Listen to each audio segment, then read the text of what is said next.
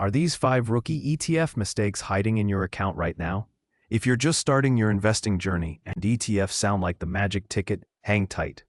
Today on the Capital Breakdown, we're peeling back the curtain on common traps new investors fall into with ETFs.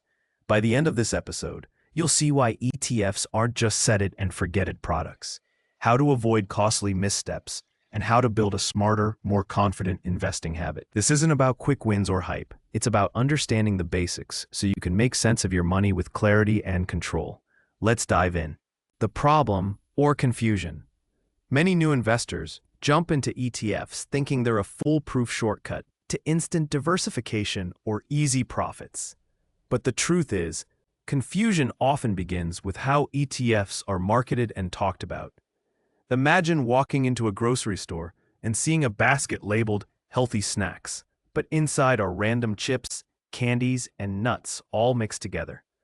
That's sort of how people treat ETFs, assuming all baskets are the same, or that buying an ETF means you're covered for every risk. In reality, many don't understand what's inside those baskets, how they change over time, or how fees and trading habits impact returns. This misunderstanding can lead to bad choices, frustration, or missed opportunities. Core concept explained. So what is an ETF?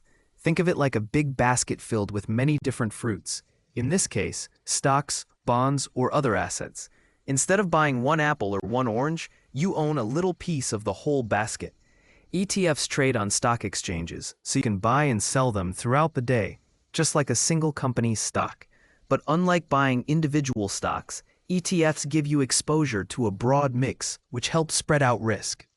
Key terms to remember: diversification, spreading risk; liquidity, how easily you can buy or sell; and expense ratio, the small fee for managing the fund. Understanding these basics is the foundation for avoiding rookie mistakes. Core concept explained, continued.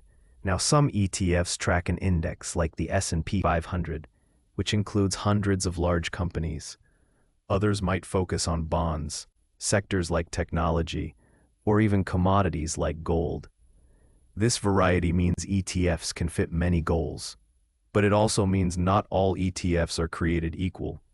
Some are more volatile, some more stable, some cheaper, some pricier. So when you hear ETF, think about the basket's ingredients, how often they change, and what your own goals are before choosing which one to add to your portfolio. How it actually works behind every ETF is a fund provider, a company that builds and manages the basket. They work with big players called authorized participants who help create and redeem ETF shares to keep supply and demand balanced. When you buy or sell an ETF through your broker, your money flows into the market and the ETF's holdings adjust accordingly.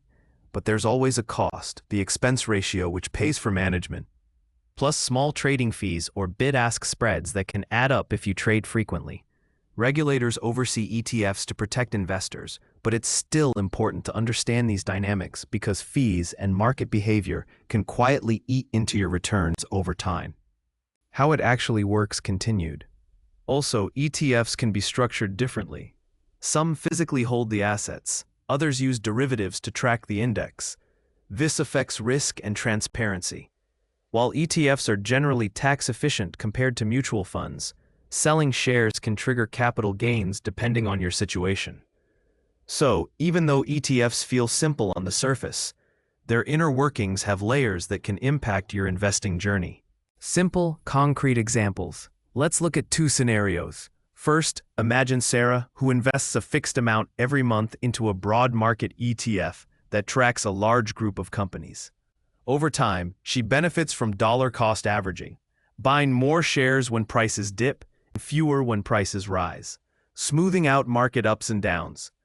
This steady habit, combined with diversification, helps her build wealth gradually without obsessing over daily market moves. Now, picture Jake, who buys a single speculative stock, say a small tech startup, hoping for a big payoff. The stock price swings wildly, and emotionally it's a roller coaster. While Jake's investment could soar or crash, his portfolio is much less diversified, exposing him to higher risk. These contrasting examples highlight why ETFs are often recommended for steady, diversified growth, especially for beginners, but but also why understanding the product matters. Simple, concrete examples. Continued. Sarah's approach reduces emotional stress and aligns with long-term goals, while Jake's could lead to impatience or rash decisions. With ETFs, you're not chasing the next big thing, but building a basket of assets that collectively aim to grow over years, sometimes decades. The key takeaway is the power of patience and spreading your eggs across many baskets, not just one. Risks, traps, and common mistakes. Now, let's zoom in on the 5 common mistakes new ETF investors make.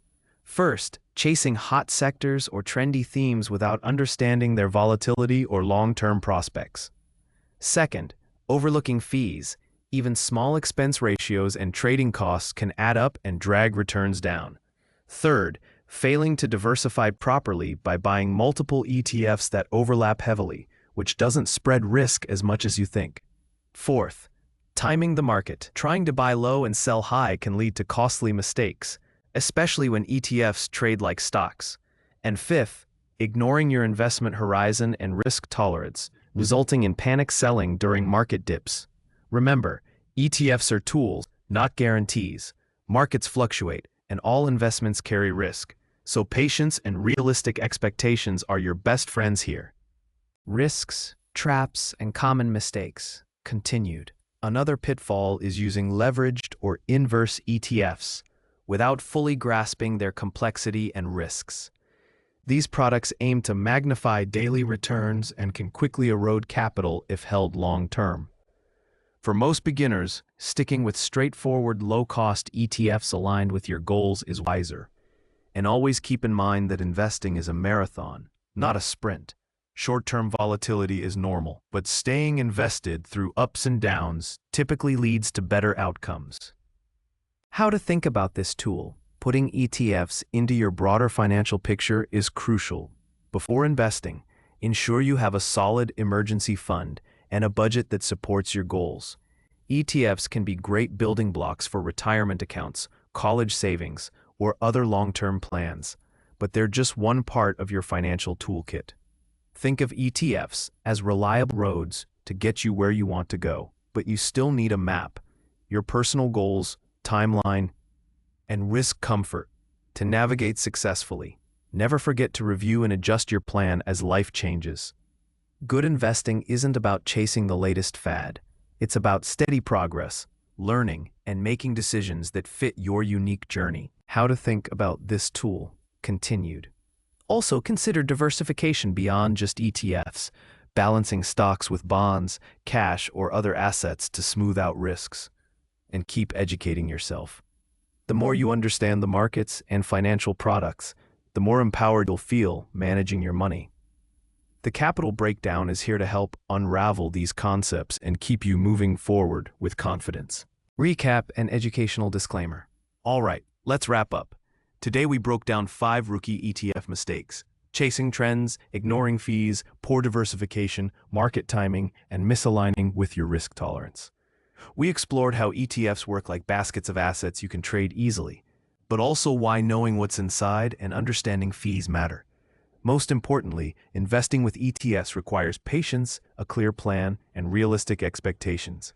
No shortcuts or guarantees. Remember, this is educational content designed to help you think smarter about your money.